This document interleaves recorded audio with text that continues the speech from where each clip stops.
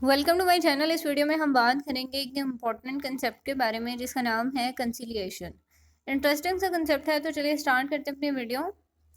Conciliation is the act of making peace और restoring harmony. What does it mean?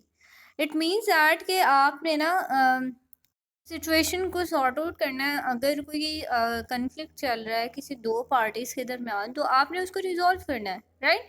It means that you are third party. ये आप जो हैं उन सारों के मामलात को देख रहे हैं। आप चाहते हैं कि मामला ज़्यादा ना ख़राब हों, दोनों पार्टीज़ के दरमियान ज़्यादा चीज़ें ख़राब ना हो या ज़्यादा कन्फ्लिक्ट डेवलप ना हो। So you are the person who is a peace maker, right? तो उसने क्या करना है? पीस क्रिएट करनी है, दोनों को मामलात को सॉर्ट आउट करने की कोशिश करनी है। एक पर्सन को कन्विंस करना है, दूसरी पार्टी को कन्विंस करना है, दोनों को कन्विंस करके किसी तरह से कन्फ्लिक्ट को रिजॉल्व करना है, right? So this is the basically communication skill, right? कि आप जो है कंसिलिएशन के प्रोसेस के थ्रू ये पीस डेवलप कर सकते हैं और आप जो है कन्फ्लिक्ट जो है वो ख़त्म कर सकते हैं। तो इस प्रोसेस में क्या हो सकता है? ऑब्वियसली आप जो है स्ट्रैटेजीज यूज़ कर सकते हैं, लाइक अपॉलॉजीज। आप दोनों पार्टीज के दरमियान कुछ इस तरह से उनको उनका माइंड सेटअप बनवा सकते हैं कि आप उन दोनों से माफ़ी मंगवा लें।